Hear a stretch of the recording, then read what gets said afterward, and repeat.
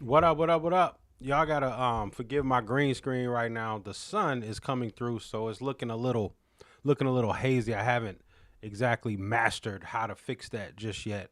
But I wanted to come on to talk to answer some of your comments that you made on the Michael video. I wanted to just answer them. I tried to get to everybody's comment, so if I didn't get to your comment, or if you were just being mean, I did not get a chance to answer that one. So I'm just gonna scroll through a couple of these comments, and that's basically it. So if you didn't, if you're joining me for the first time and you haven't seen any of my shorts, I posted 3 shorts last week about Michael Jackson and the fact that I thought that he left Quincy Jones just a little bit too soon. I thought he left Quincy Jones probably a hair too soon. Should have I thought we should have got a fourth album out of Quincy Jones and Michael Jackson. If you don't know, Michael Jackson dropped four previous solo albums before Off the Wall. A lot of people did not know that, and those albums did not do very well. And when he got with Quincy, Quincy actually helped develop his solo identity and really, in my estimation, save Michael's solo career. He had 2 consecutive albums with declining sales. His third album peaked at 92, and then his fourth album peaked at 101 on the Billboard charts, only selling 100,000 copies. Switches labels, enter Quincy, and then the magic that we all know of Michael Jackson is born. And so, having said that, I made some videos highlighting that change and the impact that Quincy made on Michael's career. Some of you disagreed with me, and then some of you actually thought that the video made some good points. So I'm gonna go over some of these comments. I'm doing this live, as you can see. So I'm just gonna read them as they come across, and I'll answer the ones that aren't that are respectful.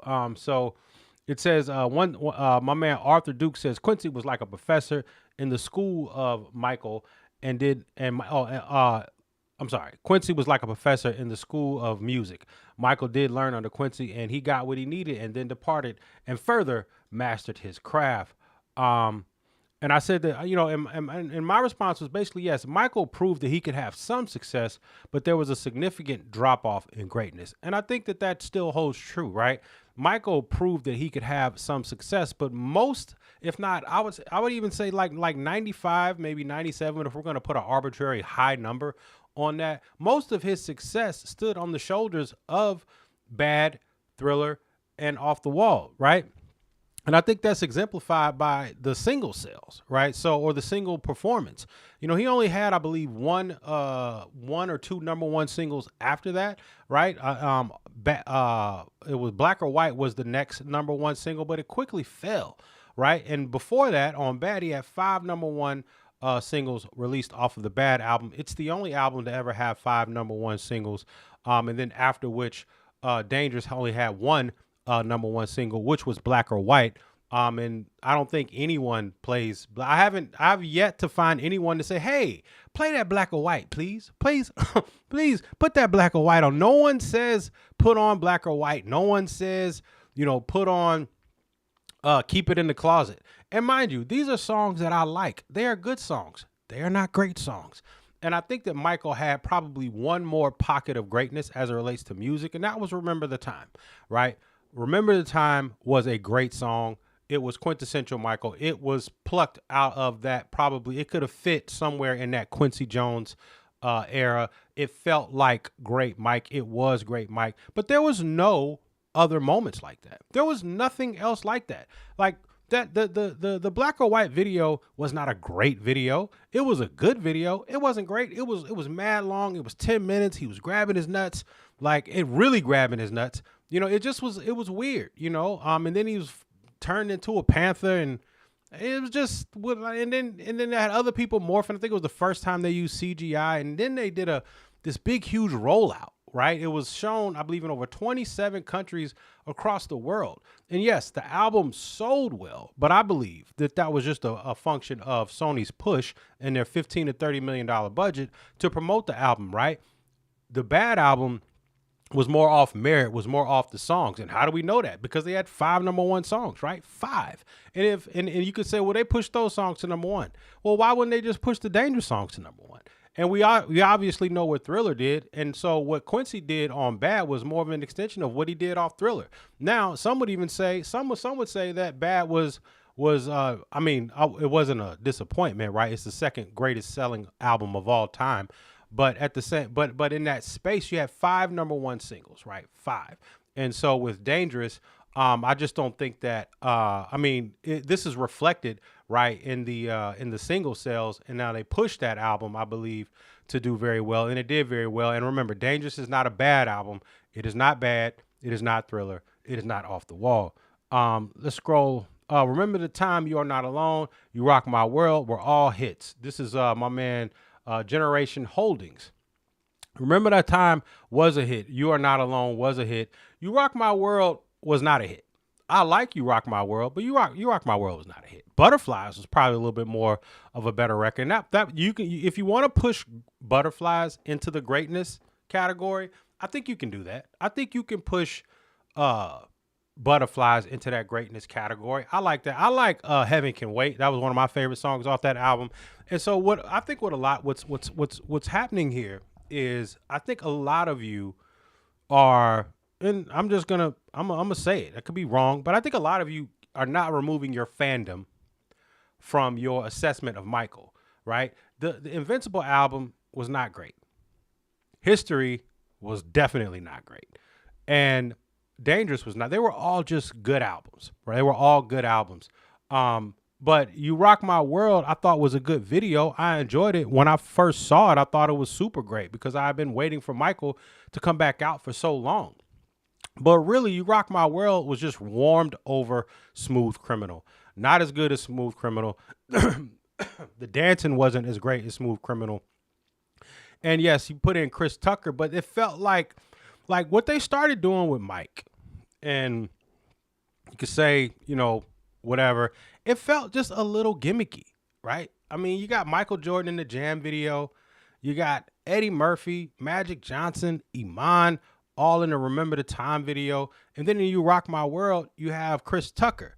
Now, some can say that was just like, something cool to do, but it just felt kind of sticky, right? Like in all the previous videos, right? Bad, Another Part of Me, obviously Billie Jean, some of the other, Liberian Girl, right? It's only Mike.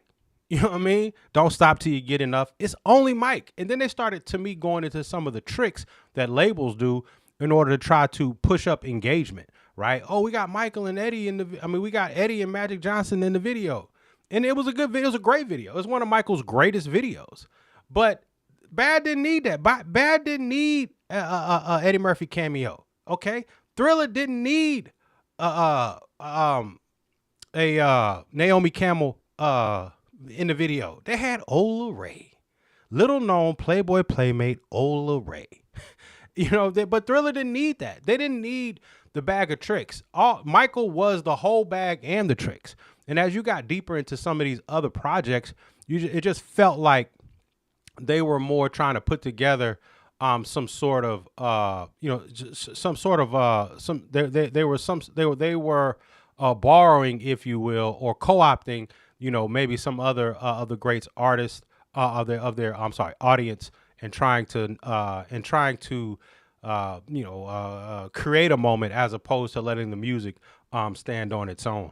Let me see. My man Rod Jenkins 9366 says, this time around and Tabloid Junket needed to be released. Those were messages straight from him. Rod Jenkins 93. Hey, let me tell you something. The one thing that I did not anticipate with making this content was that people would come out and defend Tabloid Junkie and This Time Around. I did not anticipate that. So let me just go ahead and commend my man Rod Jenkins for defending. I think this may have been like outside of like maybe his family, one of the few people that would defend This Time Around in Tabloid Junkie. But here we go, and so shout out to Rod Jenkins, and thank you so much for the comment. And I responded. I said, I'm not mad at the creative expression, but I think that's one of the things that Quincy did so well. Quincy was able to manage Michael's need because Michael had been trying to push messages out there really after Thriller. After Thriller, obviously they wrote We Are the World. And Michael had been really, trying to push this message thing. That's how we got Earth Song and Heal the World. And you get these songs and it's heavy on the message. Well, oftentimes if an artist can't, most artists can't A&R this part of their production. They can't A&R this part of the songwriting. And what Quincy was able to do was manage the message, but also not forget about the lyric and the melody and the creation of the song, right? And I think Michael, with this time around, not taking notes, like with the cursing, like Quincy would have never allowed that. It was completely unnecessary. And then we had Biggie in there and, having his violent raps and Tabloid Junkie. These are just all songs. Oh, and once again, like if Michael comes in the room after Quincy, any other producers after Quincy, if he wants to say, I'm not taking no, he's going to be able to say that. Nobody is telling Michael no. And I think that that's the thing that Michael needed. It's the push and pull in that creative process where Quincy, and also remember this, I think a lot of you guys are missing this point because I'm getting in the comments. Maybe I'll get to some of those. He was already had hits. Michael was already Michael Jackson. Michael was already Michael Jackson of the Jackson 5. But his creative input was minimal compared to the corporation, compared to the Funk Brothers, and compared to all the great creatives that he had around him. Michael was a veteran performer, but he in no way had an identity as a solo artist, and did not know clearly did not know what it took to or how to create the magic. And see, with Quincy, when Quincy came along, Quincy was already a certified legend in the game. Quincy's first #1 hit, It's My Party, came out when Michael Jackson was 5 years old, right? So Quincy was clearly already established in the game, a super duper legend, mega producer. And so when Michael when you meet somebody on your last leg, it's like Usher getting with Jermaine Dupri after his first album, right? Usher was basically, on his last leg, if this album don't hit, they may be, all she wrote for Usher. But it was the perfect timing. Usher and Jermaine, they got in the studio, obviously made You Make Me Wanna and Nice and Slow, and the rest is history, right? Well, same thing with Michael Jackson and Quincy. Michael may have been on his last leg, at least definitely with Motown, but I mean with the sales descending the way that they were, with those albums performing so poorly, and with the music being so forgettable, on his solo projects. I'm not talking about Triumph. I like Triumph. I like Victory. I like those albums. I'm not speaking about Jackson 5 success. I'm talking about him alone.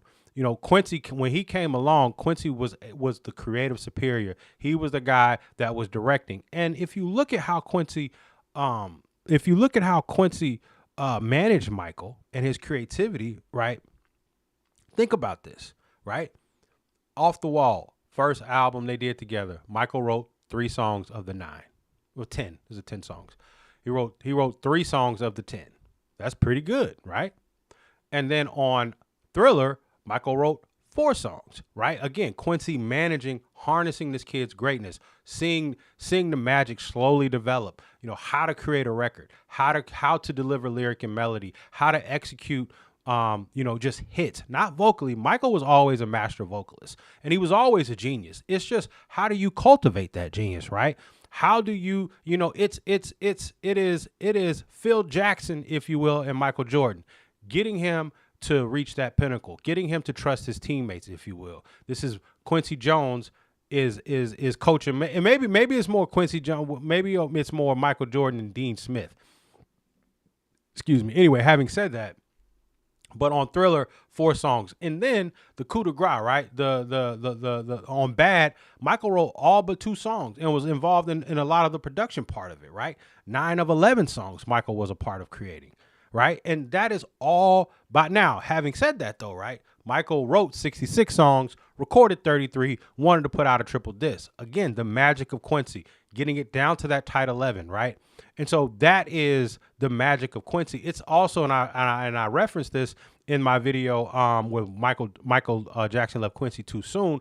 It's also all of the music that Quincy kept Michael from creating, right? That was all, or kept him from putting out that tight 11, right? You know, being able, that's how you get those 5 #1 singles, right? Off of Bad. And so that is the mentorship. You know, that is the maturation process. You write 3 songs, now you write 4. And at the behest of Quincy, you know, asking Michael, hey, you should write more, encouraging him. Like if you have the producer of the year saying you should write more, what kind of confidence is that going to give you? Right? It's going to give you a shit ton of confidence, right? Think about one of the key moments in David Chappelle's career is Eddie Murphy telling him, "Hey man, you should write more." Right? And that interview is out there somewhere, but it's you got one of the all-time greats saying, "You got it, man. Go for it." So what Teddy Riley was dealing with, what Rodney Jerkins was dealing with, was someone that Quincy helped build, right? He helped build. And so that is what you get when you get Quincy. And then now that he's in the studio with Rodney, they're in awe. Like everybody tried to do the Michael Jackson, right? What is do the Michael Jackson? We all know what that is. You don't even have to say the exact dance. You can just go and do something and do the Michael Jackson. They did try to do the Michael Jackson.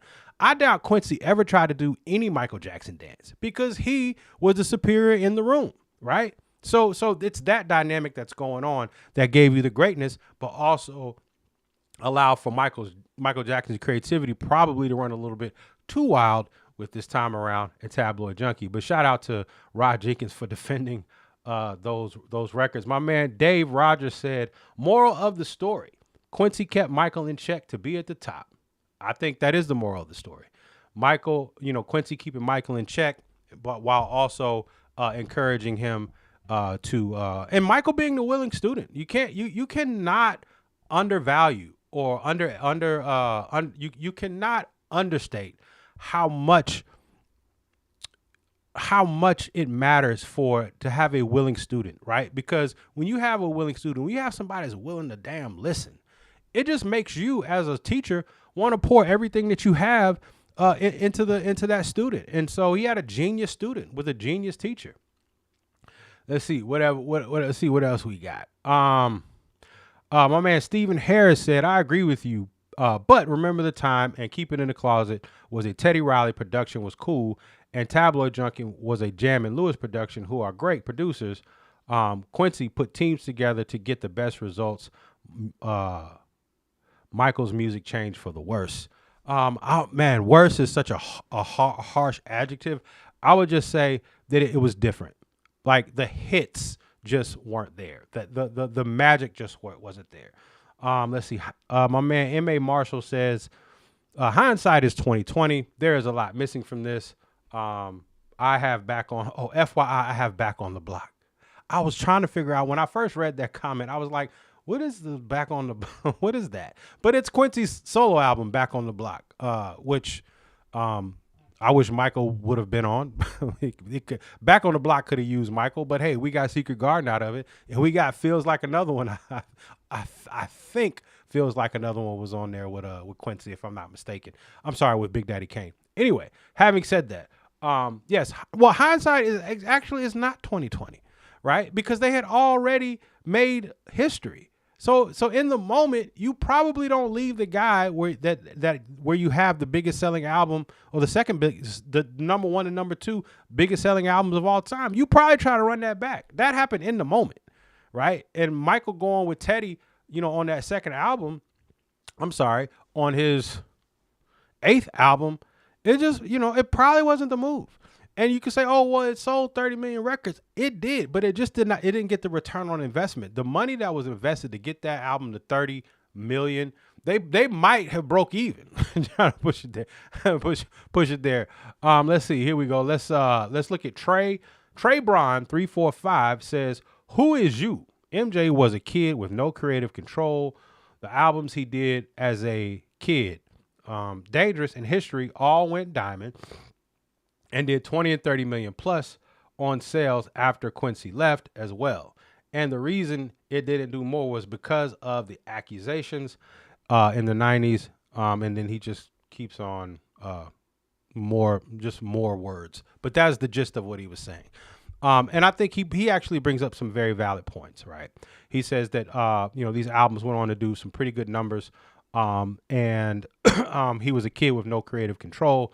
And I think that's the point, right? He had no creative control. And when he did get creative control outside of Quincy, the music just wasn't there. I'm not saying that Michael wasn't success relative to what albums do. I'm saying the type of success that he had with Quincy was never recaptured after that, and he left Quincy while he was still in his prime. So in the other albums, Invincible, going diamond, I don't think that was the level that's not Michael Jackson level. Michael's not trying to do diamond. He's trying to do triple diamond, 30 million, 40 million, 50 million.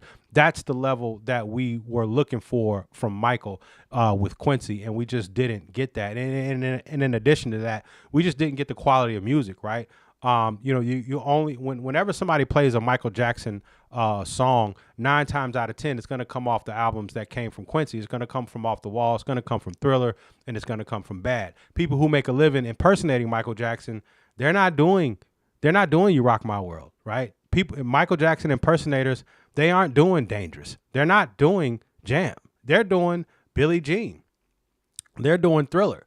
They're doing music, from that era. They'll even do a little bit of The Way You Make Me Feel, right? We see that oftentimes. But whenever someone is singing like Michael Jackson or imitating Michael Jackson, they're not singing Earth Song. I mean, that's just it. You know what I'm saying? They're not singing Speechless, right? They're not that those records just aren't coming out, And so I think that's the point, right? That is the larger point that I'm making, is that while yes, the music was good, but it just wasn't as great. Let's see. Marie says this time around was not Michael's finest hour. I would agree with that. Let me heart that comment. My man Mario Dupree says very good observation. Thank you, Mario. I appreciate that.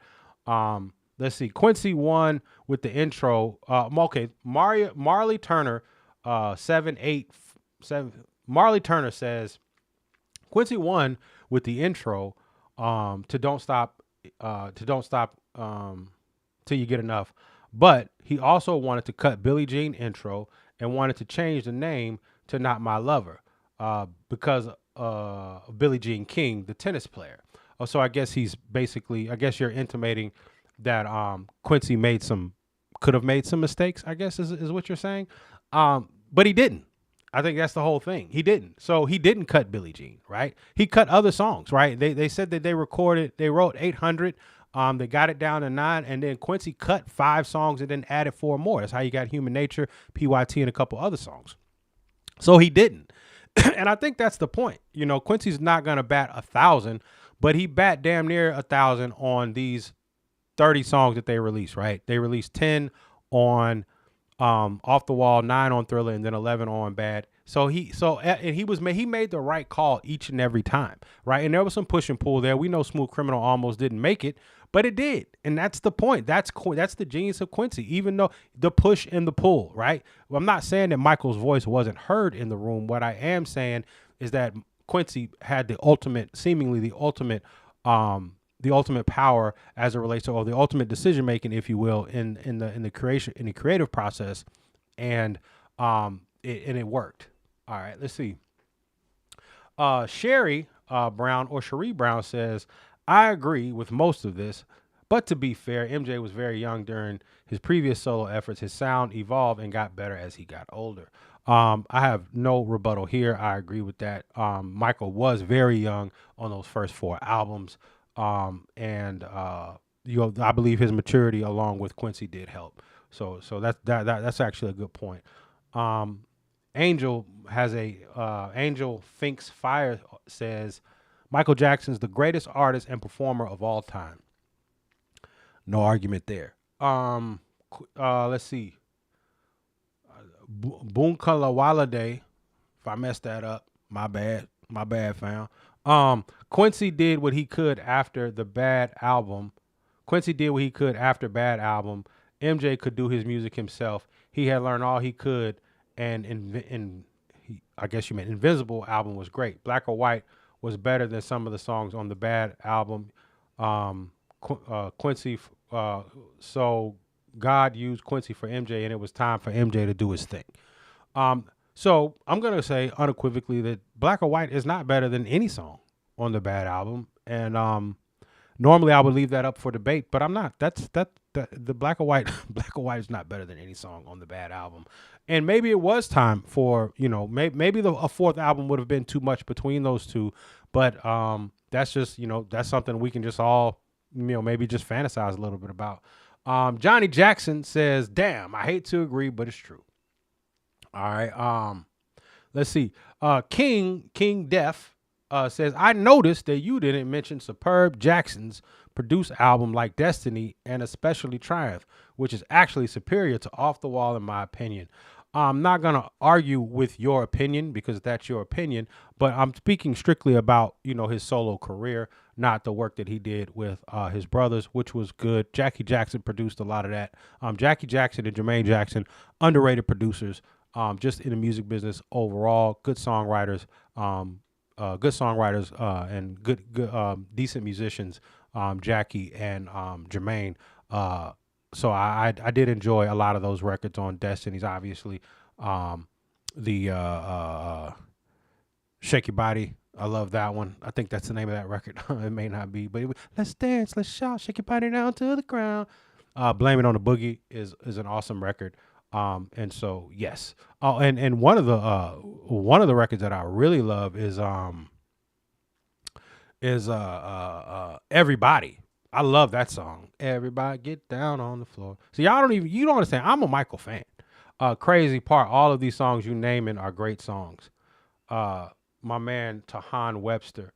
So CN 5-6, I said we have to liken Michael's career to like Jesus's timeline. It's BC and AC, right? Before Christ, after Christ. And I think we should, and I started my piece by saying that we should look at Michael's career as